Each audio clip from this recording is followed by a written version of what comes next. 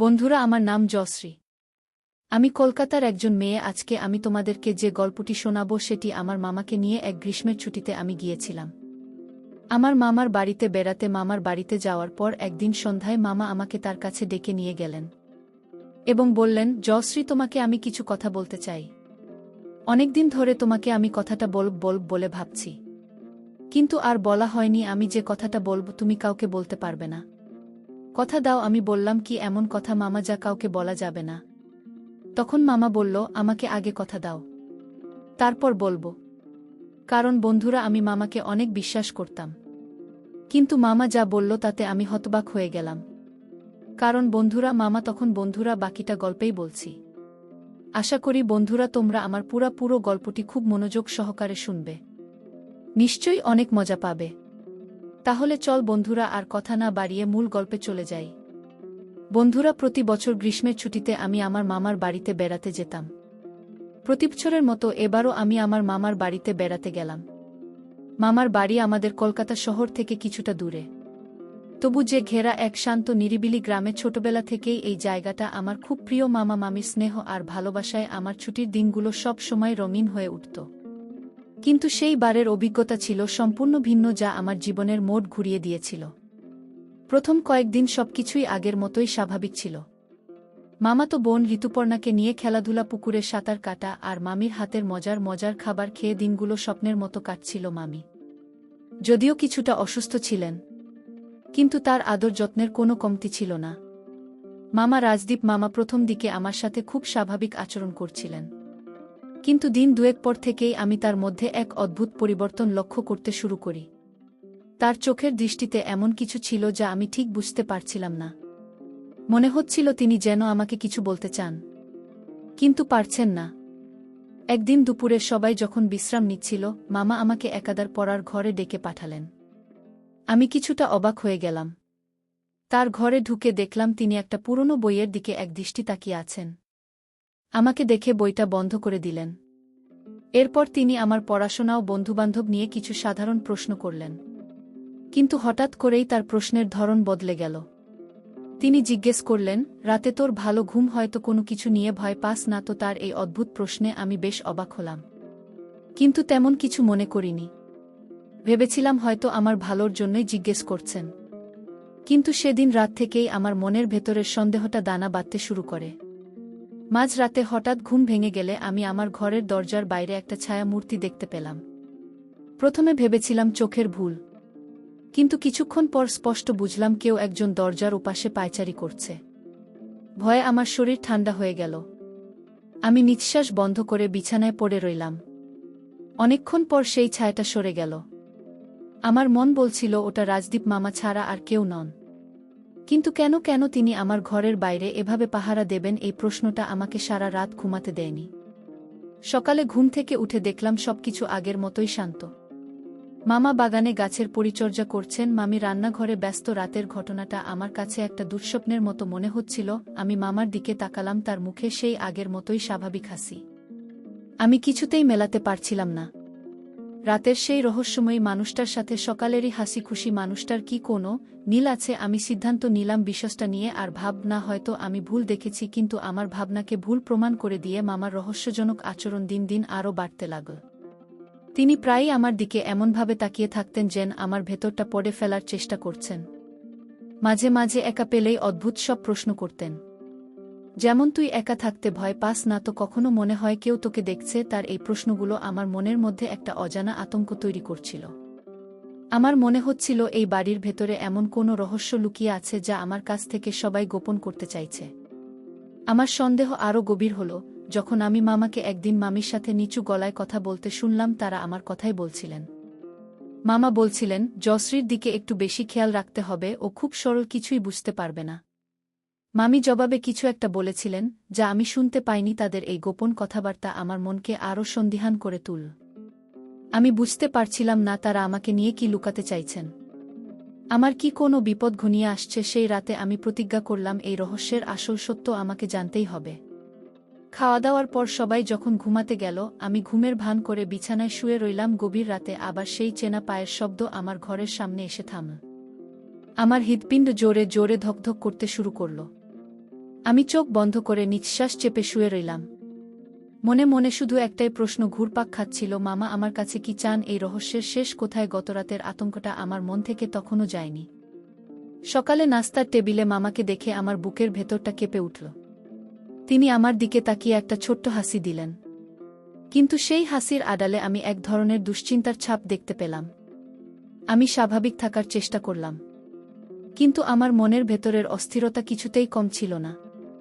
মামি আমার মুখের দিকে তাকিয়ে জিজ্ঞেস করলেন, কি রে, তো কেমন শুকনো লাগছে? কেন রাতে ভালো ঘুম হয়নি?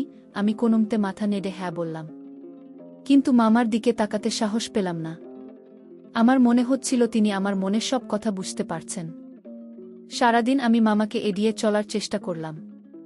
মামাতো বোন ঋতুপর্ণার সাথে খেলায় মেতে থেকে মনটাকে অন্যদিকে ঘোরানোর চেষ্টা করলাম।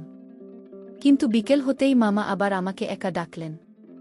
এবার তিনি আমাকে বাড়ির পেছনের পুরনো বাগানটায় নিয়ে গেলেন। সেখানে একটা বড় আমগাছের নিচে বসে তিনি আমার সাথে কথা বলা শুরু করলেন। তার কথাগুলো ছিল আগের মতোই রহস্যময়। তিনি আমাকে ছোটবেলার নানা স্মৃতির কথা মনে করিয়ে দিচ্ছিলেন, কিন্তু তার মূল উদ্দেশ্য ছিল অন্য কিছু।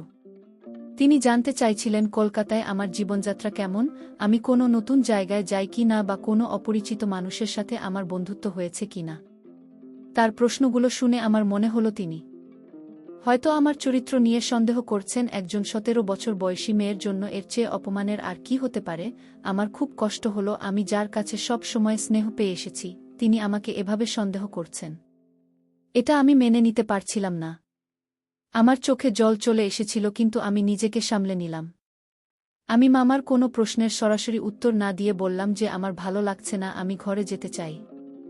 মামা আমাকে আর কিছু বললেন না, শুধু একটা দীর্ঘশ্বাস ফেললেন। রাতে খাওয়ার সময় পরিবেশটা খুব থমথমে ছিল। আমি কারো সাথে তেমন কথা বলছিলাম না।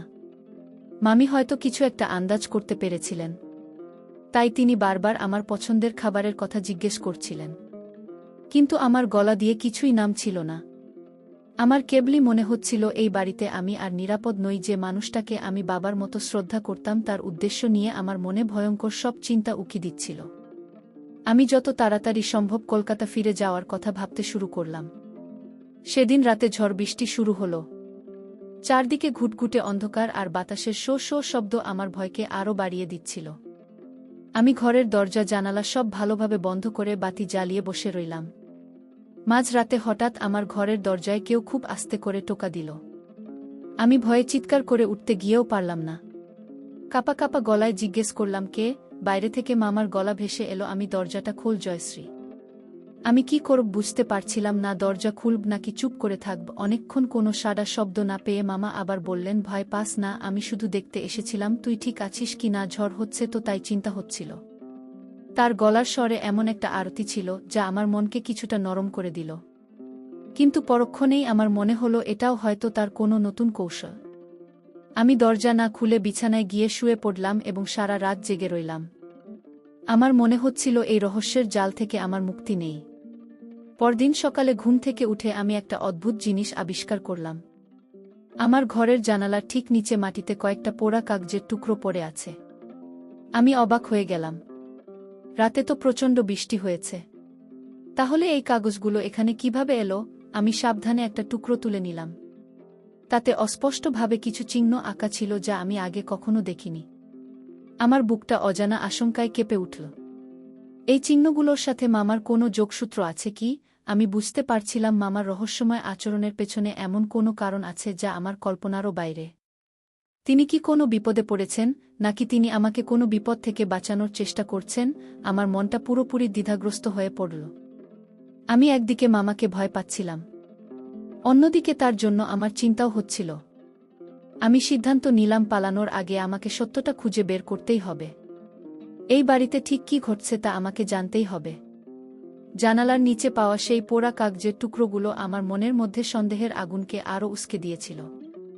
আমি টুকরোগুলো লুকিয়ে আমার জামাকাপড়ের ব্যাগের মধ্যে রেখে দিলাম। আমার মনে হচ্ছিল এগুলোই হয়তো মামার রহস্য উন্মোচনের একমাত্র সূত্র। আমি সারাদিন সুযোগ খুঁজছিলাম মামার পড়ার ঘরে ঢোকার জন্য। আমার ধারণা ছিল সেখানে গেলেই আমি এই চিহ্নগুলোর অর্থ খুঁজে পেতে পারি, কিন্তু মামা প্রায় সারাদিনই তার ঘরে ছিলেন, তাই আমি কোনো সুযোগই পাচ্ছিলাম না। দুপুরের খাবারের পর মামি আমাকে দেখে তার ঘরে নিয়ে গেলেন তিনি। আমার মাথায় হাত বুলিয়ে খুব নরম গলায় বললেন, তোর মামা যদি তোকে কিছু বলে থাকে তাহলে মনি কিছু করিস না। আসলে আমার শরীরটা ভালো না থাকায় ও খুব দুশ্চিন্তার মধ্যে আছে। মামির কথা শুনে আমার মনটা কিছুটা শান্ত হলো। আমি ভাবলাম হয়তো মামির অসুস্থতার কারণেই মামা এমন অদ্ভুত আচরণ করছেন। কিন্তু পরক্ষণেই পোড়া কাগজের টুকরোগুলোর কথা মনে পড়তেই আমার সব চিন্তা উল্টপাল্ট হয়ে গেল। বিকেলে মামা কোথায় যেন বেরিয়ে গেলেন। আমি এই সুযোগটা কাজে লাগানোর সিদ্ধান্ত নিলাম। মামার পড়ার ঘরের দরজাটা ভেজানো ছিল। আমি আশেপাশে কেউ নেই দেখে নিঃশব্দে ভেতরে ঢুকে পড়লাম। ঘরটা বইপত্রে ঠাসা, একটা পুরনো টেবিলের উপর অনেকগুলো কাগজপত্র ছড়ানো ছিটানো। আমি সাবধানে কাগজগুলো ঘাঁটতে শুরু করলাম। হঠাৎ একটা ডায়েরি আমার চোখে পড়ল। আমি কাঁপা কাঁপা হাতে ডায়েরিটা খুললাম। ডায়েরির পাতাগুলো মামার হাতে লেখা অনেক কিছু ছিল, কিন্তু বেশিরভাগ লেখাই ছিল দুর্বোধ্য ভাষা। তবে কিছু কিছু পাতায় আমি সেই একই ধরনের চিহ্ন দেখতে পেলাম যা আমি পোড়া কাগজে টুকরোগুলোতে দেখেছিলাম। একটা পাতায় বড় করে আমার নাম জয়শ্রী লেখা ছিল এবং তার পাশে একটা বিপদচিহ্ন আঁকা ছিল। এটা দেখে আমার মাথা ঘুরে গেল। তার মানে মামা সত্যি আমাকে নিয়ে কিছু একটা ষড়যন্ত্র করছেন। আমার আর বুঝতে বাকি রইল না যে আমি এক ভয়ঙ্কর বিপদের মধ্যে আছি। আমি যখন ডায়েরিটা পড়ায় মুগ্ধ ছিলাম তখন হঠাৎ করেই মামা ভরে ঢুকলেন। আমাকে তার ডায়েরি হাতে দেখে তিনি চমকে উঠলেন। তার চোখ দুইটা রাগে লাল হয়ে গেল। তিনি এক ঝটকায় আমার হাত থেকে ডায়েরিটা কেড়ে নিয়ে চিৎকার করে বললেন, এখানে কি করছিস তুই? আমার জিনিসপত্রের হাত দেওয়ার সাহস তোকে কে দিয়েছে? আমি ভয়ে কেঁদে ফেললাম। মামার এমন রুদ্রমূর্তি আমি জীবনেও দেখিনি। তিনি আমাকে ঘর থেকে প্রায় ধাক্কা দিয়ে বের করে দিলেন। সেই ঘটনার পর থেকে মামা আমার সাথে আর কোনো কথা বলেননি। তিনি আমাকে দেখলেই মুখ ঘুরিয়ে নিচ্ছিলেন। বাড়িটার পরিবেশ আরও বেশি থমথমে আর ভয়ঙ্কর হয়ে উঠেছিল। মামি হয়তো কিছু আঁচ করতে পেরেছিলেন, কিন্তু তিনি আমাকে কিছুই জিজ্ঞেস করেননি। আমি নিজেকে খুব একা আর অসহায় অনুভব করছিলাম। আমার মনে হচ্ছিল এই বাড়িটা একটা জেলখানা আর আমি তার একমাত্র বন্দী। রাতে আমি ঘুমানোর জন্য বিছানায় গেলাম, কিন্তু ঘুম আমার চোখ থেকে বহু দূরে পালিয়ে গিয়েছিল। আমার কানে শুধু মামা সেই রাগের চিৎকারটা বাজছিল। আমি কিছুতেই বুঝতে পারছিলাম না ডায়েরিটাতে এমন কি লেখা ছিল যার জন্য মামা এতটা রেগে গেলেন। আমার নামের পাশে কেন বিপদচিহ্ন আঁকা ছিল? এই প্রশ্নগুলো আমাকে কুয়ে কুয়ে খাচ্ছিল। আমার মনে হচ্ছিল আগামীকাল সকালেই আমি এখান থেকে পালিয়ে যাব। গভীর রাতে আমি একটা অদ্ভুত স্বপ্ন দেখলাম।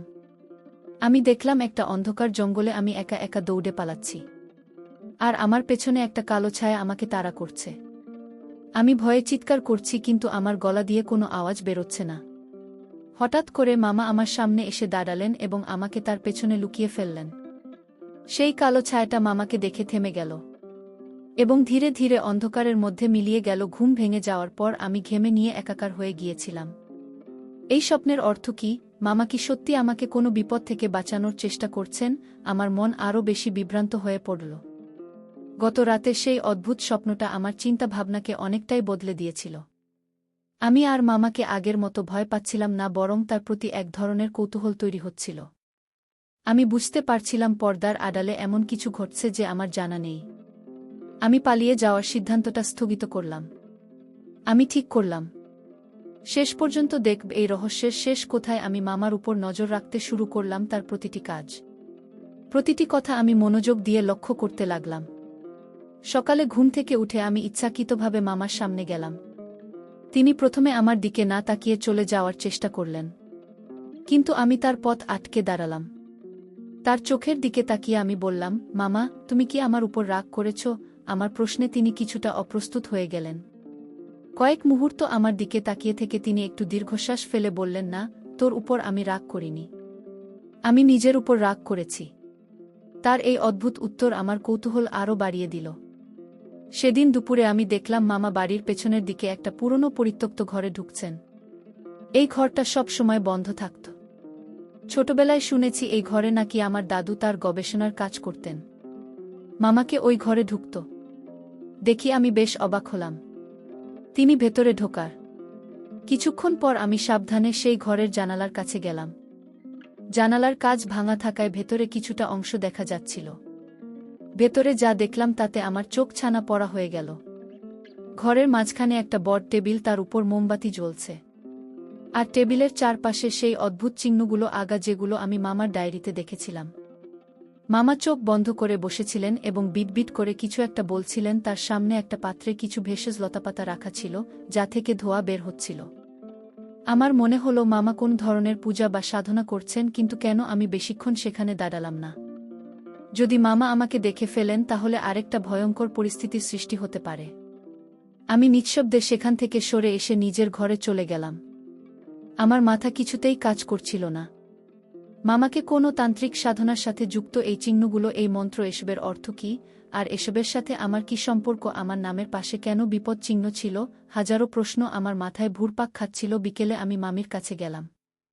আমি ঠিক করলাম মামির কাছ থেকে কিছু তথ্য বের করার চেষ্টা করব। আমি তাকে দাদুর গবেষণার কথা জিজ্ঞেস করলাম। মামি বললেন, তোর দাদু একজন আয়ুর্বেদ শাস্ত্রীর গবেষক ছিলেন। তিনি বিভিন্ন গাছপালার ভেষজ নিয়ে গবেষণা করতেন। এই পুরনো ঘরটা ছিল তার ল্যাবরেটরি। মামির কথা শুনে আমি কিছুটা আন্দাজ করতে পারলাম। মামা হয়তো দাদুর কোনো অসমাপ্ত কাজ নিয়ে গবেষণা করছেন, কিন্তু তার সাথে আমার বিপদের কী সম্পর্ক তা আমি বুঝতে পারলাম না। রাতে আমি আমার ঘরে বসে সেই পোড়া কাগজের টুকরোগুলো আবার বের করলাম। আমি ইন্টারনেটে সেই চিহ্নগুলো সম্পর্কে খোঁজার চেষ্টা করলাম, কিন্তু কিছুই পেলাম না। আমার মনে হলো এগুলো হয়তো কোনো প্রাচীন সাংকেতিক চিহ্ন যা সাধারণ মানুষের অজানা। আমি হতাশ হয়ে পড়লাম। রহস্যের কিনারে এসেও আমি যেন কিছুই উদ্ধার করতে পারছিলাম না। গভীর রাতে আমার আবার সেই দুঃস্বপ্নটা ফিরে এলো। সেই একই অন্ধকার জঙ্গল, সেই কালো ছায়া, আর মামা আমাকে বাঁচানোর চেষ্টা। কিন্তু এবার স্বপ্নে আমি দেখলাম সেই ছায়াটা আমাকে ধাক্কা দিয়ে সরিয়ে আমার দিকে এগিয়ে আসছে। আমি ভয়ে চিৎকার করে উঠলাম এবং আমার ঘুম ভেঙে গেল। আমার সারা শরীর কাঁপছিল। আমি বুঝতে পারলাম এই স্বপ্নটা শুধু স্বপ্ন নয়, এটা হয়তো ভবিষ্যতের কোনো ইঙ্গিত। আমার সত্যিই কোনো বড় বিপদ আসন্ন, আর মামা সেটা আগে থেকেই জানতে পেরেছেন। পরপর 2 রাত একই দুঃস্বপ্ন দেখার পর আমার মন থেকে ভয় কেটে গিয়ে এক ধরনের জেদ চেপে বসল। আমি বুঝতে পারছিলাম মামা যা কিছু করছেন তার সাথে আমার জীবনের কোনো না কোনো যোগসূত্র রয়েছে। তিনি হয়তো আমাকে সরাসরি কিছু বলতে পারছেন না, কিন্তু তার প্রতিটি কাজই আমাকে কেন্দ্র করে আবর্তিত হচ্ছে। আমি আর লুকিয়ে বা ভয় পেয়ে থাকব না বলে ঠিক করলাম। এবার আমি সরাসরি মামার মুখোমুখি হব এবং সব সত্যিটা তার মুখ থেকে বের করব। কিন্তু তার জন্য আমার একটা সঠিক সুযোগের প্রয়োজন ছিল। সকালের পরিবেশটা ছিল অস্বাভাবিক রকমের শান্ত। মামা সারাদিন বাড়ি থেকেই বের হলেন না। তিনি বেশিরভাগ সময় তার পড়ার ঘরে কাটালেন। আমি দূর থেকে কয়েকবার তাকে লক্ষ্য করলাম। তার মুখে ছিল গভীর চিন্তার ছাপ। তিনি খুব অস্থিরভাবে ঘরের মধ্যে পায়চারি করছিলেন। আমার মনে হলো তিনি হয়তো কোনো বড় সিদ্ধান্তের অপেক্ষায় আছেন বা কোনো সমস্যার সমাধান খুঁজছেন। তার এই অবস্থা দেখে আমার মায়া হচ্ছিল, কিন্তু একই সাথে আমার ভেতরের রহস্য উন্মোচনের ইচ্ছাটাও প্রবল হচ্ছিল। দুপুরে খাবার পর আমি সাহস করে মামার ঘরের দরজায় গিয়ে দাঁড়ালাম। দরজাটা সামান্য খোলা ছিল। আমি উকি দিয়ে দেখলাম মামা টেবিল এর উপর ঝুঁকে পড়ে একটা পুরনো পুঁথি পড়ছেন। তার পাশে একটা বাটিতে জল রাখা, আর তার মধ্যে কিছু ফুল ভাজছে। আমি ইতস্তত করছিলাম ভেতরে যাব কি যাব না। এমন সময় মামাই আমাকে দেখতে পেলেন। তিনি আমাকে দেখে অবাক হলেন না, বরং খুব শান্ত গলায় বললেন, ভেতরে আয়। আমি কিছুটা ভয় আর কিছুটা সাহস নিয়ে ঘরে ঢুকলাম। তিনি আমাকে তার সামনের চেয়ারে বসতে বললেন। আমি বসতেই তিনি পুঁথিটা বন্ধ করে আমার দিকে তাকালেন। তার দৃষ্টি ছিল স্থির এবং গভীর। তিনি বললেন, আমি জানি তোর মনে অনেক প্রশ্ন, তুই অনেক কিছু দেখেছিস যা তোর দেখার কথা ছিল না, কিন্তু বিশ্বাস কর, আমি যা কিছু করছি তা তোর ভালোর জন্যই করছি। তার এই কথাগুলো আমার মনের মধ্যে এক অদ্ভুত আলোড়ন সৃষ্টি করল। আমি কিছু বলার আগেই তিনি আবার বলতে শুরু করলেন। তিনি বললেন, কিছু জিনিস আছে যা বিজ্ঞান দিয়ে ব্যাখ্যা করা যায় না। আমাদের চারপাশে এমন অনেক শক্তি আছে যা আমরা খালি চোখে দেখতে পাই না। কিছু শক্তি ভালো, আবার কিছু শক্তি খুবই বিপজ্জনক। তার কথাগুলো আমার কাছে ধাঁধার মতো মনে হচ্ছিল। আমি সরাসরি জিজ্ঞেস করলাম, ডায়েরিতে আমার নামের পাশে বিপদচিহ্ন কেন ছিল, আর এই অদ্ভুত চিহ্নগুলোর মানেই বা কী? আমার প্রশ্ন শুনে মামা কিছুক্ষণ চুপ করে রইলেন। তারপর তিনি একটা দীর্ঘশ্বাস ফেলে বললেন, সময় হলে তুই সব কিছু জানতে পারবি। এখন শুধু এটুকুই জেনে রাখ, তুই এক বিশেষ পরিস্থিতির মধ্যে আছিস, তোকে খুব সাবধানে থাকতে হবে। কোনো অপরিচিত মানুষের সাথে কথা বলবি না আর সূর্যাস্তের পর একা একা বাড়ির বাইরে যাবি না। তার এই নির্দেশগুলো আমার ভয়কে আরও বাড়িয়ে দিল। আমি বুঝতে পারছিলাম বিষয়টার সাধারণ কোনো ব্যাপার নয়। সেই রাত থেকে আমি মামার নির্দেশ অক্ষরে অক্ষরে পালন করতে শুরু করলাম। আমার মধ্যে ছেলেমানুষী ভাবটা পুরোপুরি কেটে গিয়েছিল। আমি অনেক বেশি গম্ভীর আর সতর্ক হয়ে গেলাম। আমি রাতে ঘুমানোর সময় ঘরের দরজা ভালোভাবে বন্ধ করে দিতাম। আমার মনে হতো মামা শুধু আমার অভিভাবক নন, তিনি আমার রক্ষাকর্তাও। কিন্তু তিনি আমাকে কি থেকে রক্ষা করছেন সেই রহস্যটা তখনও আমার কাছে অধরা ছিল। একদিন রাতে আমি ছাদে গিয়েছিলাম। আকাশে পূর্ণিমার চাঁদ, আমি চাঁদের দিকে তাকিয়ে মামার কথাগুলো ভাবছিলাম। হঠাৎ আমার মনে হলো ছাদের অন্য কোণায় কেউ একজন দাঁড়িয়ে আছে। আমি ভালো করে তাকিয়ে দেখলাম একটা লম্বা কালো ছায়া মূর্তি আমার দিকে তাকিয়ে আছে, তার কোনো মুখ বা অবয়ব নেই।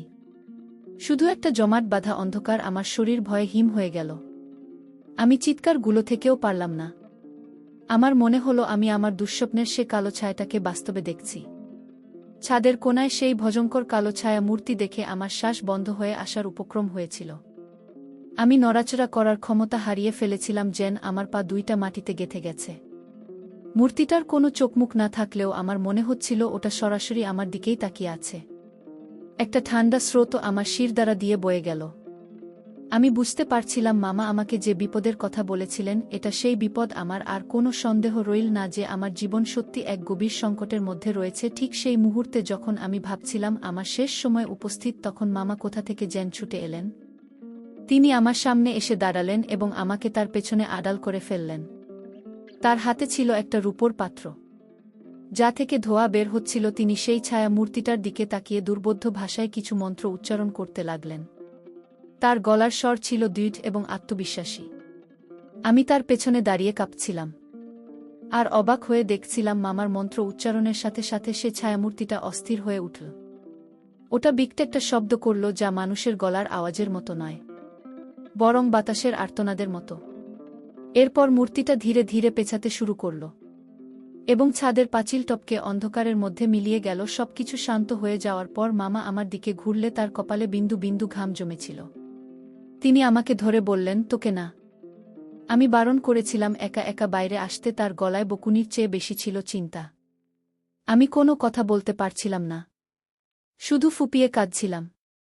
মামা আমাকে ধরে নিচে নিয়ে এলেন এবং এক গ্লাস জল খেতে দিলেন। আমি কিছুটা শান্ত হওয়ার পর তিনি আমার পাশে বসলেন।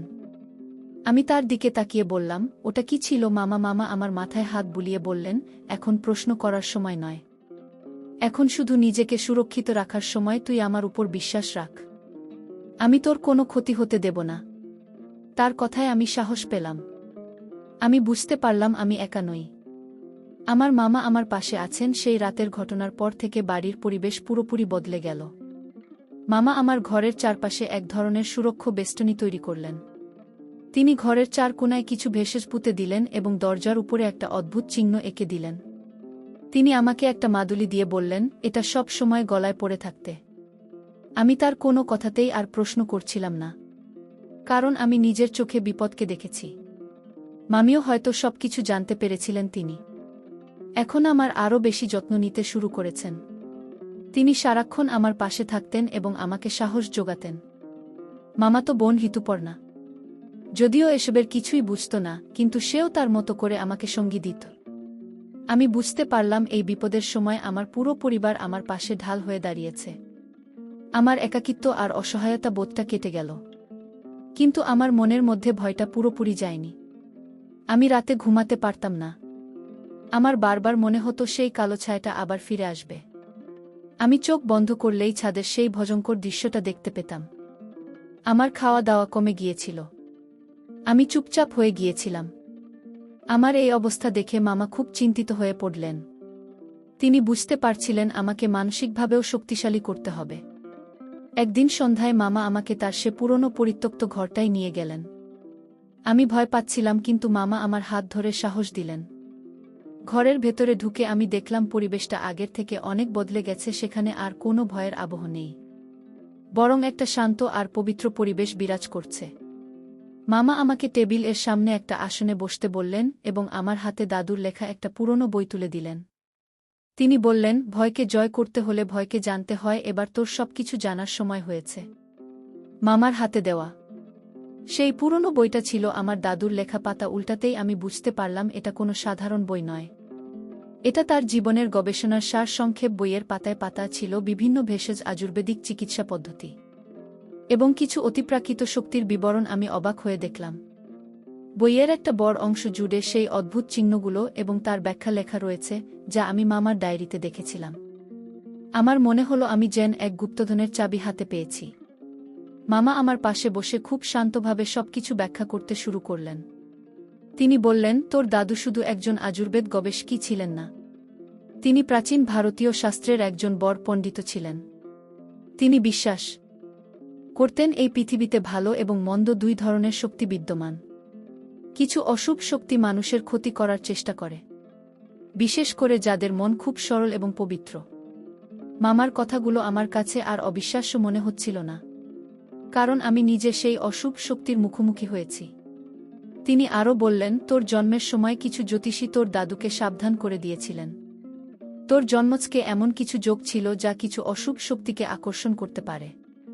তারা বলেছিলেন 17 বছর বয়সে তোর উপর সবচেয়ে বড় বিপদটা আসবে। এই কথা শুনে আমার শরীর ঠান্ডা হয়ে গেল। তার মানে এই সব কিছু আগে থেকেই নির্ধারিত ছিল। মামা আমার ভয় পাওয়া মুখটা দেখে আমার কাঁধে হাত রাখলেন।